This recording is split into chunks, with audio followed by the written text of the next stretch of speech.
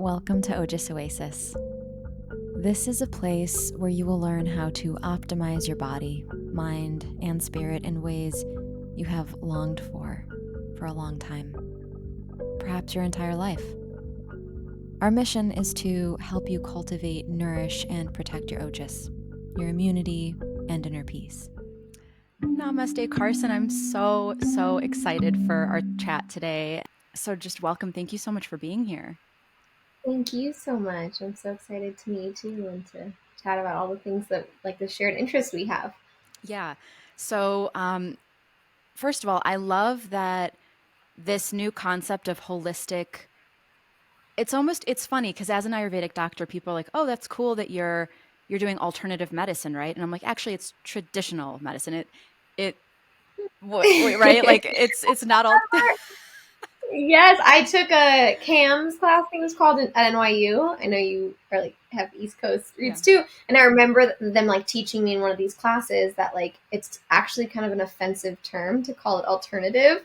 They're like it's complementary, like because it's so true. It's like no, exactly what you're saying. Like it is the original, the source, and it's not just like an alternative or like you know, yeah, the way that we talk about it is kind of degrading, Yes, right?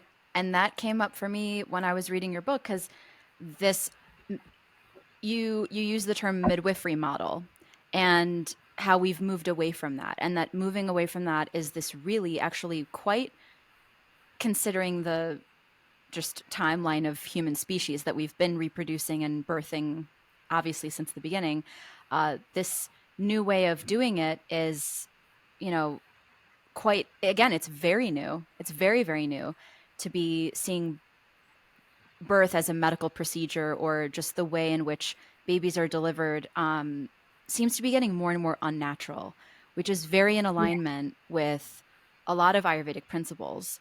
Um, and I love that in the book you mentioned the sacred window, which we're going to circle back to. But before we even get into like these specific questions, I actually love starting with, I feel like a really good primer is how this path found you.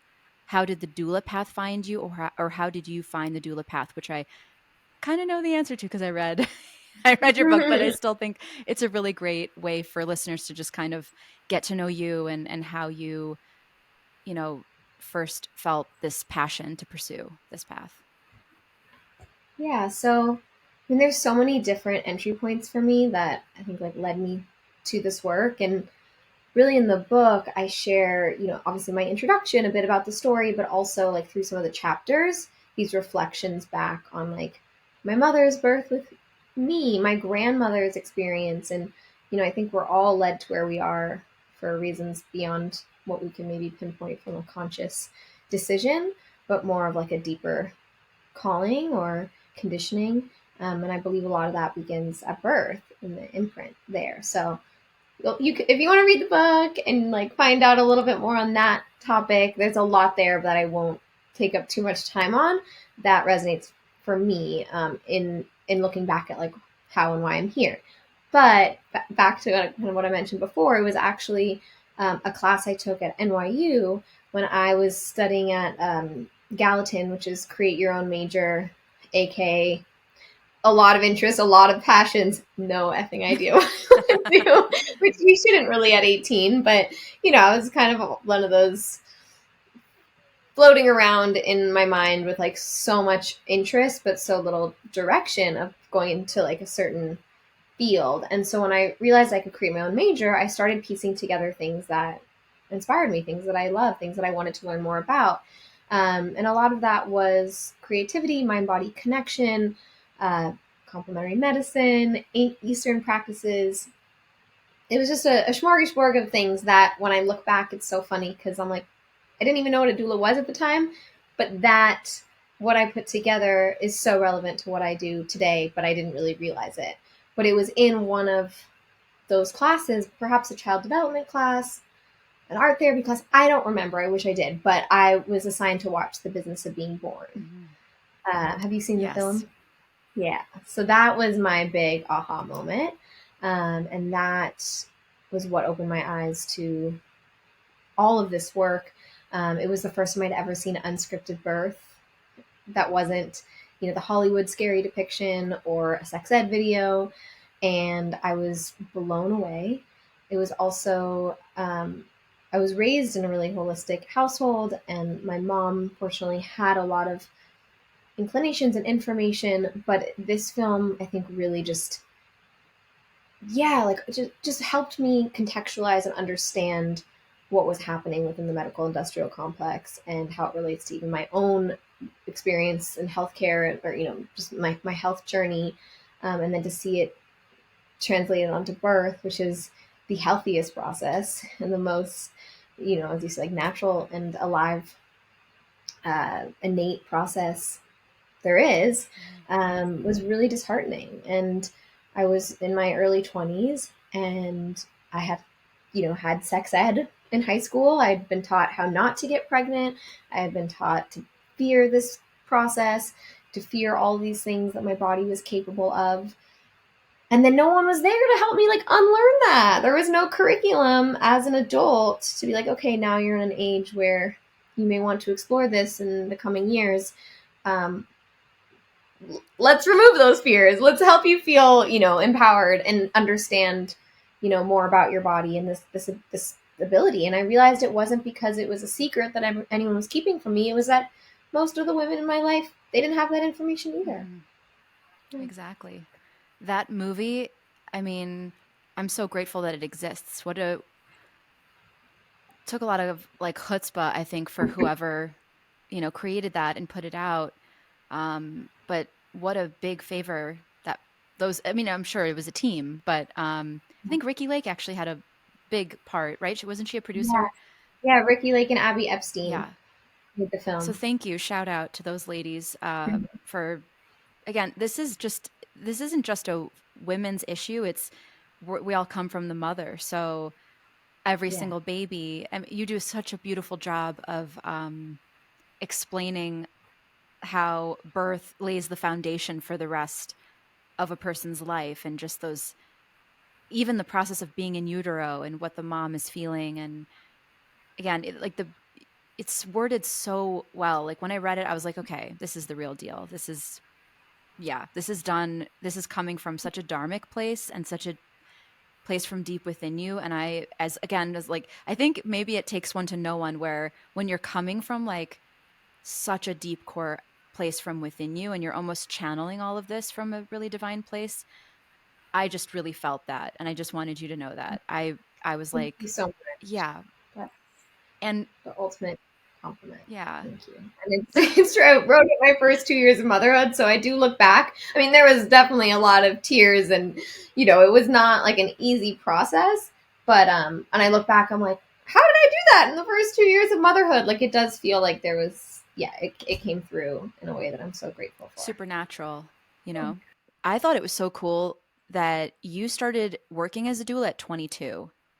That's so young. I think back to when I was 22 and what I was doing, and it's not like I wasn't working. I mean, I graduated college and I started working in New York and I was doing things, but something about being a doula, it's so intimate and it's so vulnerable. And I just feel like it requires such a level of maturity and presence and wisdom that I was so impressed that you, at such a young age, were able to meet that, right? In that depth. Um, and I was wondering if that magnetism, you did mention it a bit about like your ancestry and just this feeling of always kind of resonating with this work, but was it watching the documentary in college, or was it like from a young age where you always, when I was like 1 or 2, I was always carrying around baby dolls. I have my moon in the fifth house, and I believe when you know the fifth house is the house of babies, which you might have some planets in there as well. Um, but what did you feel prepared you to start being a doula at 22? And also, maybe we should also define, or you can define in your own words, what that role entails of being a doula. Yeah, so I mean, doulas. The definition varies, I think, in terms of, like, what doulas offer provide Mhm. based on the doula. But essentially, we're there to be of service to the mother and the family, as they cross the threshold of parenthood, or second time parenthood, or third or fourth or fifth or sixth. But this can look like education, preparation, which is a big part of what I like to offer and provide. Some have other skills, even it's like an Ayurvedic background or a yoga background, or you name it, and they bring it into that work as well. I'm a nutrition consultant, so I bring some of that into my prenatal work as well. And then we attend births, whether it be home, hospital, birth center, provide comfort measures. Traditionally, doulas, or not traditionally, but I guess more recently, doulas have been defined as advocates. And yes, technically that is kind of a part of what we do, but more and more, and I've written about this a little in my book as well, just more and more I've been more interested in stepping away from that title, because I really believe that empowerment comes from when we become our own best advocates. So I'm really interested in setting my clients up for having the information, having the community, the inspiration, and the confidence to step into their own power, and not hire someone based on this belief that somebody else is going to save them or advocate for them or deliver the birth that they want or the experience they want. I resonate with that. Then, Oh yeah, sorry. And then part two. I was going to say, then there's postpartum doulas, and as doulas we support breastfeeding and postpartum care, and so we wear a lot of different hats. But that's amazing. And how did you feel? I don't know how to really structure this question of like, how did you know, I guess, that you were ready at 22 to do that type of work? Like, or what do you think prepared you along your path in your life? You did mention that your mom was always very holistic and you grew up kind of having that as like a base value in your childhood. Did you always feel very connected to the women in your life? Like, did you just have like really strong, like girl, friendships with women, and you mentioned sisterhood, and yeah, was that all kind of going into it, just feeling like you really wanted to be there for women? yeah. I think my strong female relationships and friendships have always come very naturally to me, and my love and admiration for women has always been really strong. So I have two amazing sisters. I'm very close to my mom, and kind of have all the same best girlfriends from middle school and high school, and some even from like before elementary school too. But so it's funny, I've never thought of it that way, but I do think that is part of the doula heart, right? Is just like it's a sisterhood. It's a women supporting women at its core, which doesn't always come naturally to people, but is, I think, when we look back at the best versions of ourselves in humanity and how we like function as a culture, that is an underlying thread of that tapestry. But birth, I would say, of course, I love children. I was close with my mom and had a beautiful family. But I actually, before this doula awakening, I was terrified of the thought of ever having kids. I was kind of convinced, I mean, at a young age, I knew that that could change. But when I was, really early 20s or even in my teen years, I was just like, that's crazy. Like, I'm not doing that. Like, that is not something, like, it's amazing, but motherhood is like just not going to be for me, because I was so afraid of it, I think, and intimidated by it, and deep down had so much reverence for it too, where I was like, that is the most serious job in the world. Like, whoa. But of course, I love my baby dolls, and I love playing house and all, and that those nurturing qualities existed too. But yeah, I don't know why I guess I felt ready at such a young age. It was definitely, I mean, people thought it was strange. Like, they were like, what? Like, you're not a mom. You're so young to be doing that. But I came from, like, I initially thought I was going to act. Like, that was what I was, before moving over to doula work, was really passionate about acting. And I was actually realized that it wasn't so much maybe like the acting that I fell in love with, but it was the acting classes.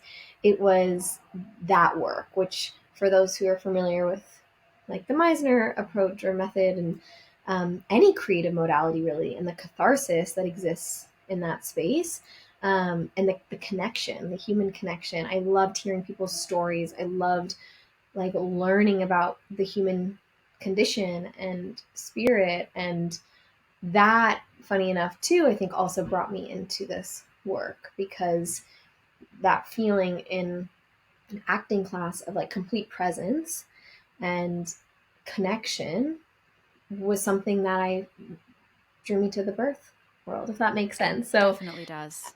yeah. Yeah. Yeah, so I think at 22 I had very little experience in of course at all for myself or in the field, but I was fortunate that the doula training I took, the teacher was like, okay, like go do it, being a doula. And I tell this to, as I mentor and train doulas now, and everyone kind of comes, no matter what age you are. Like I have doulas I mentor that have 5 kids, and they're like, I don't feel ready, and I'm like, it's it's not about coming to this work being like I know everything. And I think that actually coming to this work not being a mother was helpful, because I was really able to access that blank slate of like, I'm not here to tell you how to do this or to tell you what to do or project my experience on you, but instead just hold a mirror, and hold your hand. And so I tell the moms or the doulas I work with, I say, just holding someone's hand, being present with them, loving on them, that these are not things that like you need to read books about, right? Mm-hmm. It's about your inner work, of course, and finding that own steadiness within yourself. But more so, this is something that it is innate to us. Like we're all born with the ability to love. And that's what doulas, I think, help do, is create a space, um, yeah, for that to be honored and felt in the most sacred transition. And when you gain more experience and more, um, have more years under your belt, then you can write a book. Then you can teach a childbirth ed class. Then you might have more of the language or the hands-on skills as you continue to always learn. But at its core, it was never intended to be a profession. It was exactly what you're saying. It was just intended to be what we did for one another. So beautiful. I love that you mentioned acting classes as like the way that you learned about embodiment. I don't know if people realize how much acting or just like learning how to develop acute presence on demand, or like again like meeting the need of the hour, and knowing how to turn that on and knowing how to turn it off, and those energies, I feel like it does require so much self-awareness, so much mastery. And it's so interesting how that doesn't surprise me, how that like led you into this sense Yeah. of readiness, this sense of like, yeah, of course I can come to this like extremely dynamic and sacred process and have that inner core steadiness. I think you said stability, steadiness, and softness too. Yeah. Yeah. I'm like, what two jobs really invite you to be like fully open and vulnerable in your emotions, right? Like, and to be, bearing witness to that. I think there are so many parallels, and it's so true what you said. Exactly. It's the embodiment, and it's the willingness to be present with the emotions as they come, which is something that I think all good acting is about. That's so cool. And you definitely are not wanting to act now, right? It's not, or it could be something that you go Yeah, back to. I.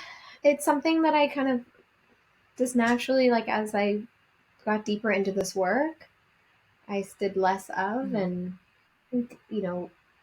my work as a doula had my role as a doula has changed, in motherhood. Mm-hmm.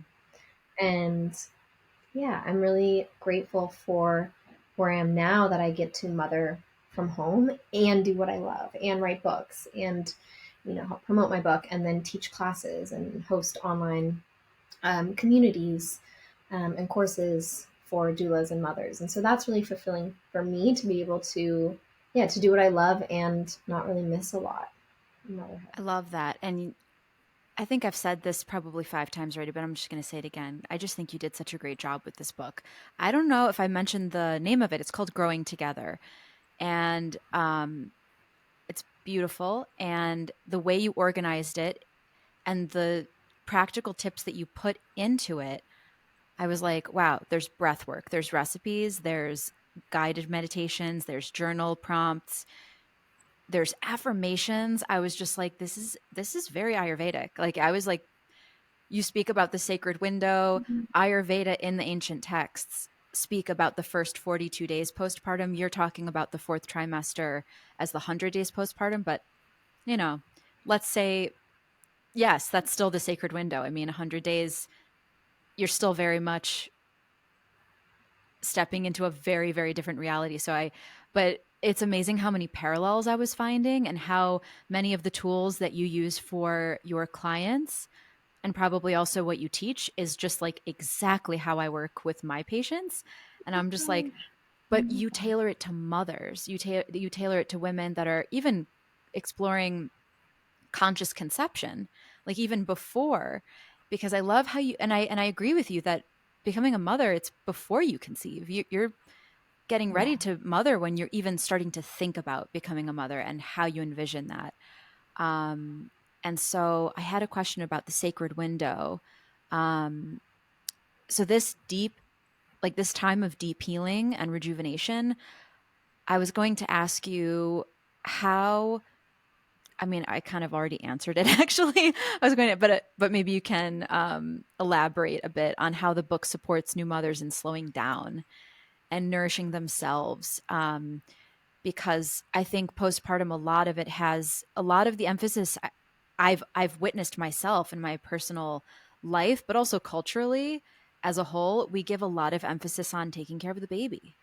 So much of Yeah. it is okay, what does the baby need? And I've seen my own friends who have become mothers, they know it's important to rest and they know they're in this really important healing time, but they're so quick to just abandon themselves and jump right into but the baby, and they're not, thinking about going into it like manifesting and envisioning this ideal kind of situation where, like you said, they can go take a bath. Who's going to take after the baby when maybe they want to take a 20-minute bath and just um yeah, I went on a tangent there, but how do you back to the initial Yeah. question of how do you feel your book is supporting new mothers in the slowing down process and getting back to themselves and remembering that they Yeah. are also in need of love and nourishment.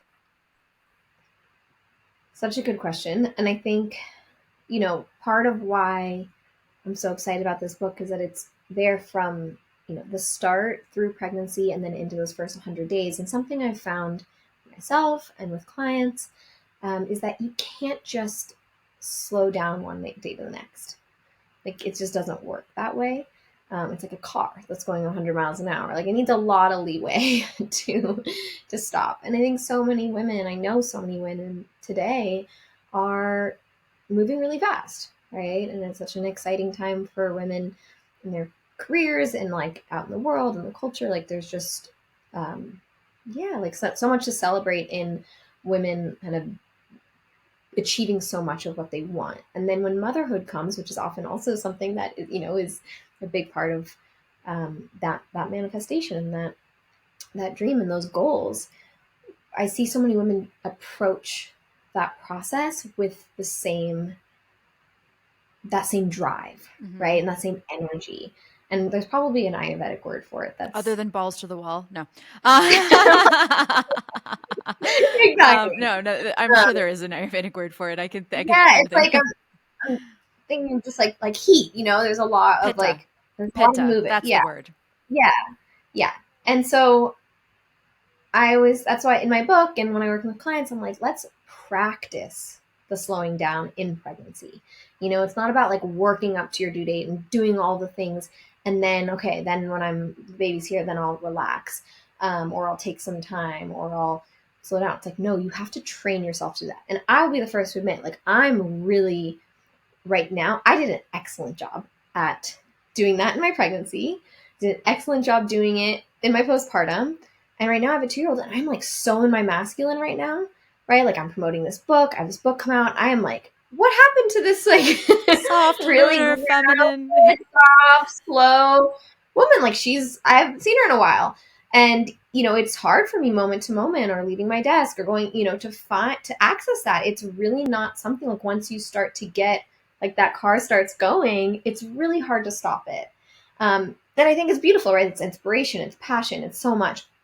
But in the season of pregnancy and birth and postpartum, I really think it comes with the practice. And this is why the activities that I include in the pregnancy section, I hope, and it's why I talk about postpartum, in the second trimester of the book, so that it's not sprung on in the end and you're kind of shuffling to figure it out, create a plan, create the support that's needed in that sacred window, but also to do the necessary work to help yourself slow down. And I'm speaking for myself too, right? Like before I approach my next pregnancy, it's something that I'm going to have to call myself back into myself for that. And so I guess I hope that helps answer the question a little bit. Of course, there's many different techniques and approaches, but I really think that it doesn't happen overnight. We all think like once the baby comes, I'll just be able to relax, and it's not that easy, Mm. especially when we have other children or other responsibilities inside and outside the home. So it takes preparation. And you can even, I would even give you more credit and say you already do have two babies. I mean, the book is a baby. Creating something this comprehensive that took you, it's like at least a few years. You mentioned like your first 2 years of being a mother, you were literally creating a book is a big creation. You are birthing it and now you're nurturing it. So now it's born and now you're like feeding it or something, like it's still very much. So I can really appreciate that, you know, sometimes when you're kind of stretching, you're learning to like stretch your capacity to hold more. And this is a Yeah. very yogic and Ayurvedic concept. I mean, this is why we do the practices. This is why all the practices that you mentioned in your book are, I'm just like, wow, that's very much how energy works. Like it's not that like it's not the voltage that's the issue necessarily. It's actually nourishing ourselves so that we can, expand the capacity to hold it and easier. And it gets easier and easier. What it at first feels like you're picking up a boulder Yeah. starts feeling like a pebble. And it just takes time, I think, to get used to this new like addition into your routine or addition into your identity, not to bring ego into it, but now identifying as a mother and now identifying as an author and now identifying as, like that this is such a moment of expansion for you. So I can totally understand why there's that, I'm teaching this and yet we're also still practitioners. Even though we teach it, we're also, it's not like I always say, because in the spiritual community that there can be this false sense of like the teacher is on a pedestal or something, and it dehumanizes the teacher. And I feel like it's so important to remember that as long as we're embodied, we are learning and we are growing and we are stretching, and it makes us even better people when we have a moment of struggle, because it reconnects us to the human condition, and just reminds us, wow, like as we continue to learn and grow and move through this life, this incarnation, there will be moments like this that are just like, wow, this is kind of hard to implement all these practices. And these practices are so beautiful and they're always there and they're always ready and waiting for you when you're ready to pick them back up. Mhm. I love that. Yeah, and that's why I call the book Growing Together. It's why it's named after my circles. But I always felt that too. I was like, obviously, yes, baby and mom are growing together, and like it's a cute visual and pun. But the circle, the group of women within these circles, I'm like, you're all growing together in the community, but also like, I'm growing with you. I'm growing with you as a doula. Oh my gosh, like the amount of what it brought to my motherhood journey to have those experiences with the being a doula. Like I've always considered them to be my greatest teacher, and to me being the student every time. And that those circles, I've always considered myself to grow just right along with all of them, with everyone, and that's what I wanted the book to feel like. Was people getting to see like my growth in the first 2 years. as a new mom myself after almost a decade of being a doula. I love that so much, that you are fostering these communities, again, bringing women together. That seems to be such a common theme for you throughout your life, just being comfortable. I feel like you have a very strong Venus. Have you ever seen a Vedic astrologer, and have they ever told you about? I, I feel like you have an exalted astrology, Venus. I also have an exalted Venus. I know so little, and every time I do I like forget everything. I'm like, I'm a Scorpio. I'm a Scorpio moon. I'm a Scorpio moon. I'm like, I'm born in November. Like that's Amazing. But I have a dear friend, Danny Weinstein. I don't know if you know her. She's an astrologer. She's Yeah. amazing. And I always make a point to do an annual reading with her because I say she's like an astrology therapist.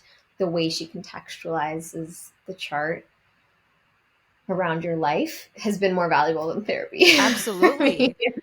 So I'm like, she has it on file. That's all that matters. And then she tells me. Yeah, it's a soul map. It really helps. Yeah. Like, if, especially if you are feeling more like in your masculine, it might be like, oh, your Mars might be, there might be a transit there, you know? And it's good to know, how long does this Mhm. wave last, and when will you feel you can more easily slip back into, you know, where you were, if you want, or you can just leverage that energy and use it consciously and give yourself even more, like, I don't know, abhyangas or something, oil massages. Yeah. I'll be on, guys. All day, every day. Not all day, but The most important, like one of the most important things of postpartum. totally, totally.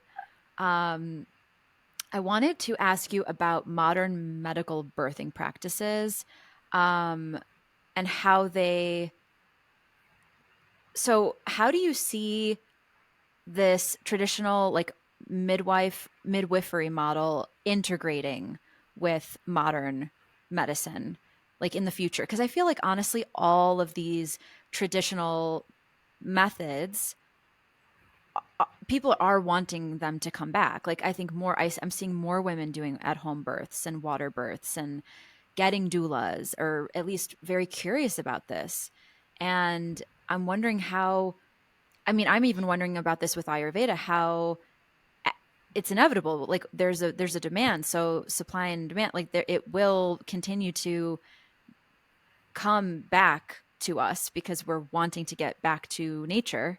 The further we kind of stray away, I think the more we realize, wow, wait a minute, we need this. We need this connection back to the source. But how do you see them blending together with our modern maternal healthcare system? Or maybe they don't, or maybe they just can't. I don't know. Maybe we just completely overthrow the modern and we just build birthing centers all over the country. Yeah, I mean, it's a really great and complex question. I'm an optimist, so I get excited by, yeah, like just exactly what you're saying. The interest growing, the uh, desire for these modalities, and some initiatives that are helping to really bring that into more mainstream allopathic care. However, I do break down in the book, and I'm sure you remember this part, the different types of providers. Mm-hmm. And Mm-hmm. I think this can be one example of how it's like maybe not work. I mean, I don't want to say it's not fully working out. I think that there's a lot of nuance that we leave out of the conversation. But I break down the different types of providers and your options in choosing Mm-hmm. one. So I talk about OBs, nurse midwives, certified midwives, traditional midwives, free birth, right? And this kind of spectrum of care available. Um, and we see that midwifery in the hospital is something that some women have no access to, but really desire and have wonderful experiences with. And then we also see midwifery in the hospital be misleading, Mm-hmm. right? And so I find that sometimes we hear the word midwife and we may think, oh, there's a more natural inclination. It may be more in line with a home birth midwife. And we even see this within certified home birth midwifery. But there's reason, of course, why certification exists and licensing boards exist. And it can complicate things in a way where the provider or that midwife and that mother are not the only two parts of the care, but there is a governing body that dictates how a midwife can practice within a hospital or even at home. And sometimes it means what a mother wants or needs for her birth and her baby can't be honored by that midwife because it's not within the licensing scope. For example, going to 42 weeks. Um, in many states, licensed midwives cannot support birth at home after 42 weeks. And even in the hospital, we see this, right? So they're having to pass over their care. And so even if the mother's informed consent is, I know my risks and I'm willing to carry on and I'm comfortable with that, and makes that choice, the midwife doesn't have the choice to be able to support her there without the risk of getting Litigation. consequences. Yes. Another example is twin or breech birth. Um, yeah, so there's many examples of that. So I do see a lot of women turning towards free birth or working with, midwives who are not within the system. And so I guess like for as a longer, more complicated answer to your question, I do think it's really important that we have more midwives available in hospitals, that midwives take insurance, and that we make midwifery care specifically and just all different holistic resources and health options more accessible for people. And I think it's important to know that when we bring some of these things into a broken system, we see cracks within Mm-hmm. enter into it Definitely. that are important to just know about. Definitely. Some people might not know what a midwife even is, or like the credentials, versus a doula, someone who's helping support the mother through the pregnancy. So, midwife, what is a midwife and how is it different from a doula? So doulas don't do any clinical Mm-hmm. tasks. We're generally not the ones that catch the baby. We don't do blood work. We don't listen to the baby. Um, we're there for emotional and physical Mm-hmm. support. Where midwives, again, there's a range of definition of midwives depending on if you're speaking of a licensed midwife or a nurse midwife, or unlike like a sovereign midwife, but generally they are. Um, and for me, that was the only person I saw for checkups throughout my pregnancy, to assess the health of me and my baby throughout my pregnancy. My midwife was the one there to help manage any emergent situation that may have that could have arisen. Rise, that's the right word. Rose. Arisen. Yeah. Um, yeah. So midwives tend to do more clinical tasks, and in some cases more medical tasks, and others are non-medical. But certainly within a hospital, the nurse midwifery or certified midwife are able to administer certain medications, run certain labs, and so. Amazing. And how do doula and midwife work together? Like, what is that dynamic like? Are they working really closely with one another? Is there like midwife is in charge and then doula kind of, or is it very collaborative and very like easy between the two? Yeah, so I mean, we just do completely different Mm-hmm. things, and of course, many midwives show up with the energy that a doula brings, and the support, and that loving presence, and the availability to sit there patiently at the labor for many hours. Some bring on the hands-on support.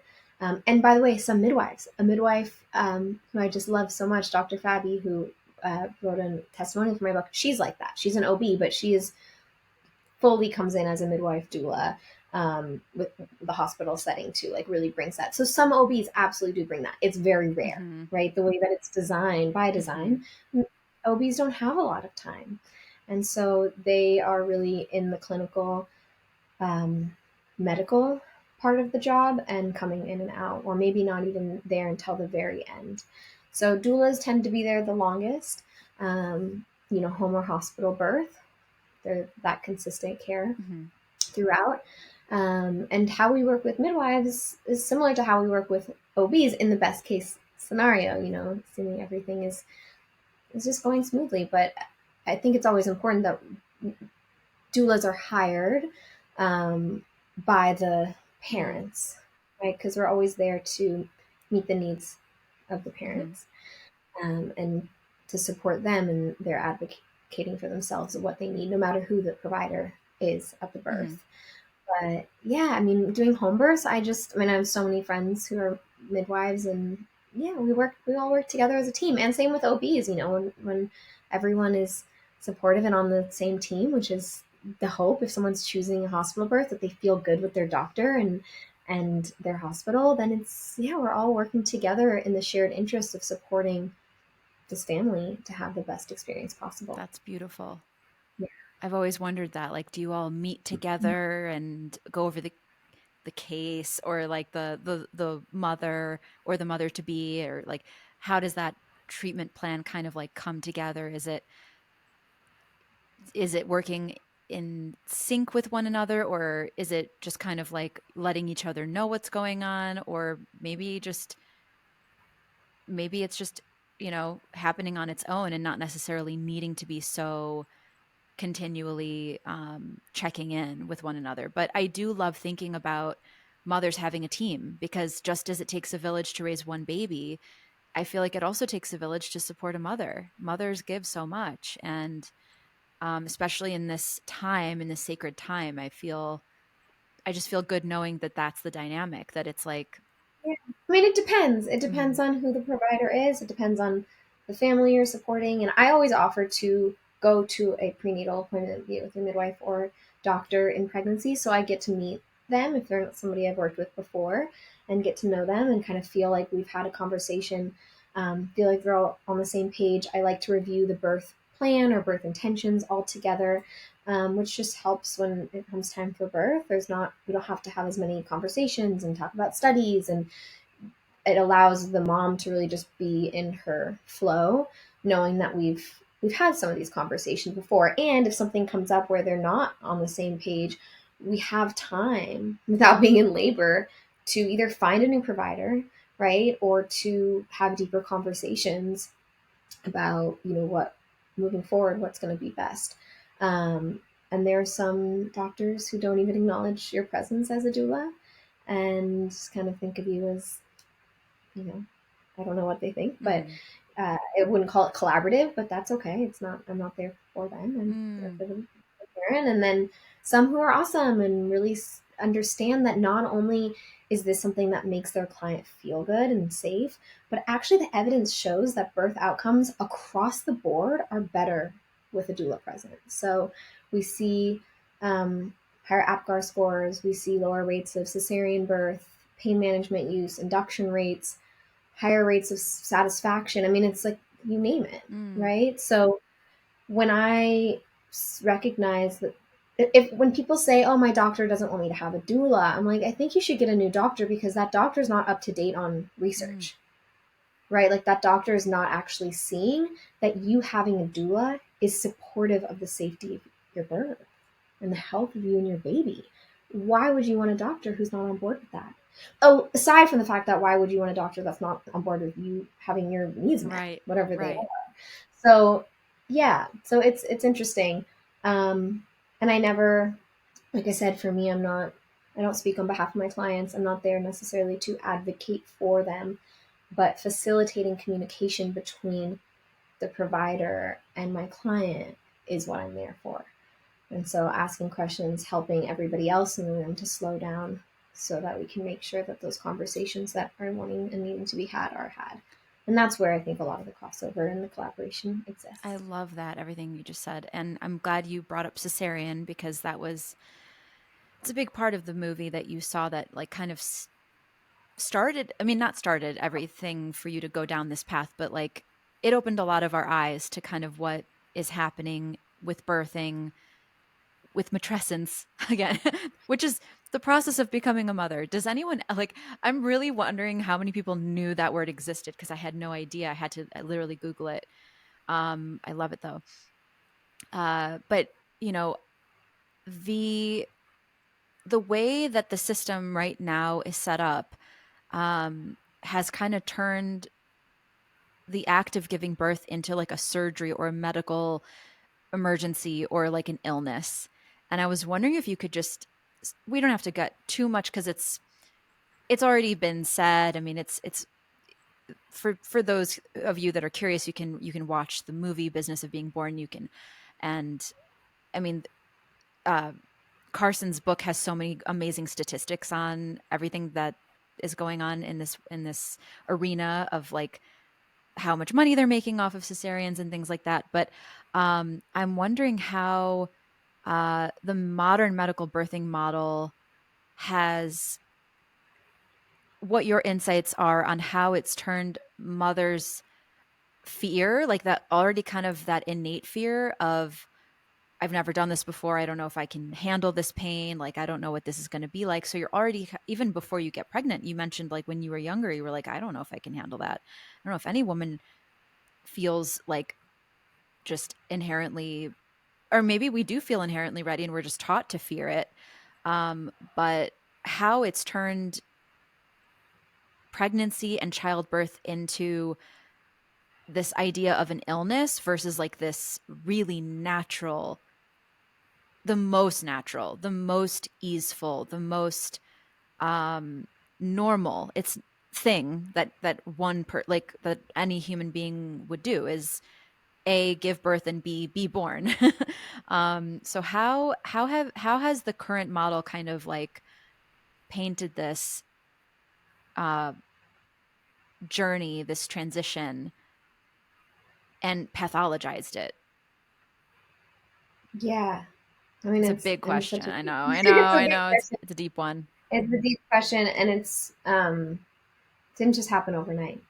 I think there's a great book that I reference in my book called Birth, by Tina Cassidy, and she talks about like the history of childbirth, and it's fascinating. And it's not all about what you're asking, but there's a lot in there that kind of helps us see over the past century, how birth has moved into the hospital, how a lot of these medical institutions and insurance companies and pharmaceutical companies and um, really just some not so malicious things, but just our culture and our relationship with life and death just have informed how we approach most things in our body.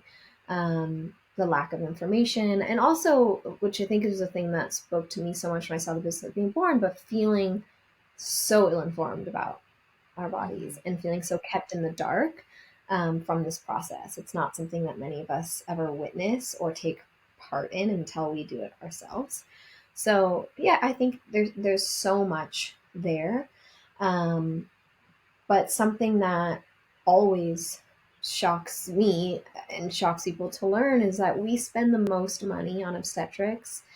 Um, we have access to all technology, medication, uh, and we have the worst birth outcome, really, of the developed world, right? Like our statistics around maternal health and fetal and newborn health is staggering.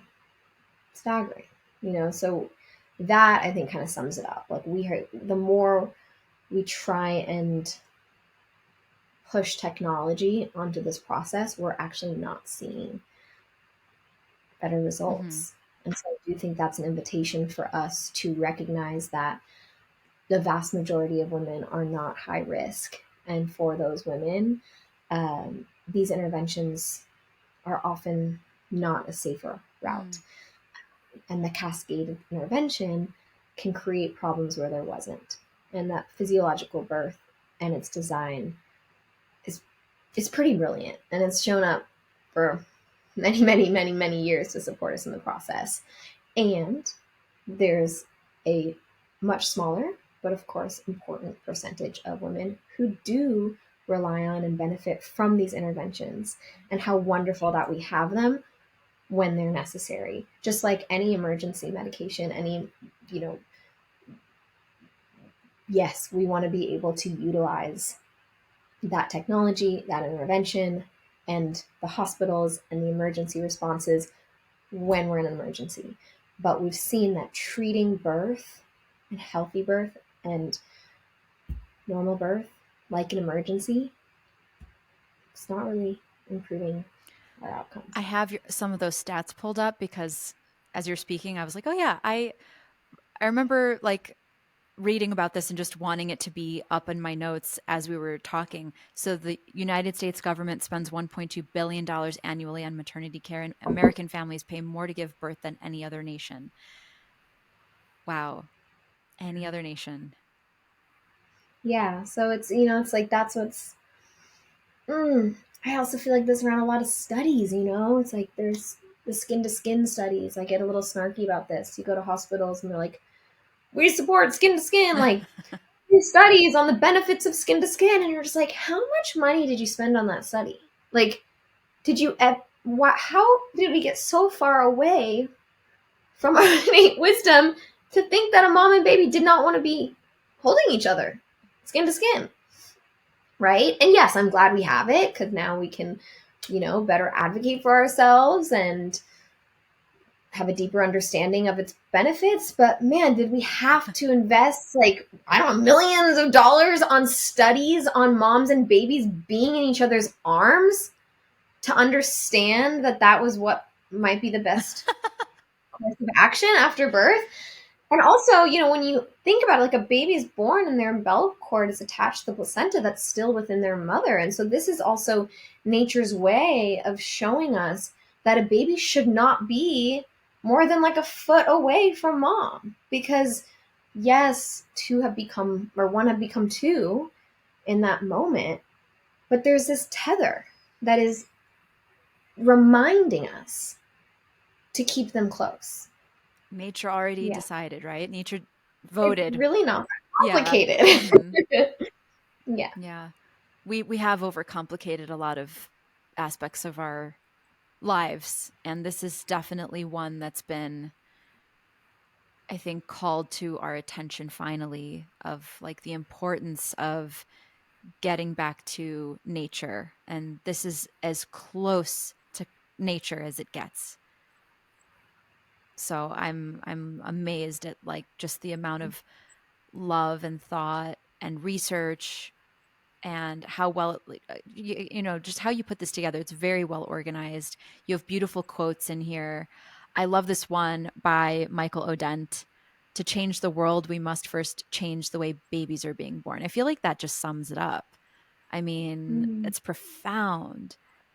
yeah. And we could spend an hour just talking about that and how important that is and how that can impact us if we just keep kind of drawing awareness to it. I think that's all that, is really needed. And women are so powerful and intuitive, and this idea of, fearing your capacity to birth and to mother, I mean, that is very much learned and conditioned. So much of that is like such conditioning. I'm wondering where it came from. I honestly don't know. You may have mentioned it in your book, but um, yeah, it's something so natural. Just like with our monthly bleed, it just kind of happens. It's not like when we're like 5 years old, we're I mean, sure, like we know, or depending on our level of access to that information, everyone's coming from a different place, a different culture, different family dynamic, different religion, and but one day you just get your period and you figure it out, right? It's not like something to, that's another thing that we shouldn't be pathologizing, right? So, oh, just, And at the same mhm, time, when we do get it, we're like told like here are some toxic right. things, to like mask it or whatever, but like we're not told about how it's a vital sign Hmm. and how, we have these different Hmm. phases of our cycle. So yeah, it's like we pathologize it and keep ourselves completely, yeah, we like there's a pill, there's a thing to just keep it at Under the bay. rug, hidden. Right. Yeah. I love that you keep mentioning that, because so much of it is not, knowledge is the power. And Hmm. I'm sure that's why you felt called to write this book, because working with your community, like the people that, obviously you work in groups, and, you have your people that come to you for mentorship and your teaching, but now even more people have access to this knowledge because you wrote Yeah. this. So I think you did an amazing thing by Thank making it accessible. And that's honestly also why this podcast exists. It's like more and more people need access to knowledge. If you just give them the knowledge, then they can make decisions based on that, and much more informed, much more empowered. And I just love how you're all about empowering moms and women in general. Women that are considering becoming moms should even look into this book, because it's like, wait a minute, you can really truly manifest and visualize and plan, or at least put in your mind like how you see this process going, versus just having it be like a process of like, I don't know, going through the motions and just not really knowing, oh, you have sex, you get pregnant. I mean, which by the way is many women's experience. Like maybe it's not a planned birth, and maybe wherever you are though in the journey, it's going to serve you to know that, you know, like, so say like even if a woman did have a traumatic birthing experience and she doesn't want to have any more babies, for example, but she can still look at this book and say, wow, this is how it could have been. And like it's almost like validating the experience of, yeah, that didn't feel you. right, and I'm so glad that someone's saying that wasn't how it needed to be, you know. Yeah. And I mean obviously the book is a very like week by week Mhm. for a pregnant mom, but I also like just love the idea, and have a few friends like this on my list who I've been wanting to send the book to, just it being somebody's sex ed, like being the book that you can read far before or far after your childbearing years to either inform yourself, to get a different perspective, or to help do what my mother and grandmother couldn't do for me, which is have the wisdom to pass down to your daughters and granddaughters. Oh, it's beautiful. I love this one line you wrote about your experience. I think this was in your introduction, about rather than feeling connected with my birthright as a woman, so much of what informed my relationship with birth was fear of the unknown, fear of surrender, fear of losing life as I knew it. And that's just a profound sentence, because it's our relationship with, I mean, fear of the unknown is our primordial fear.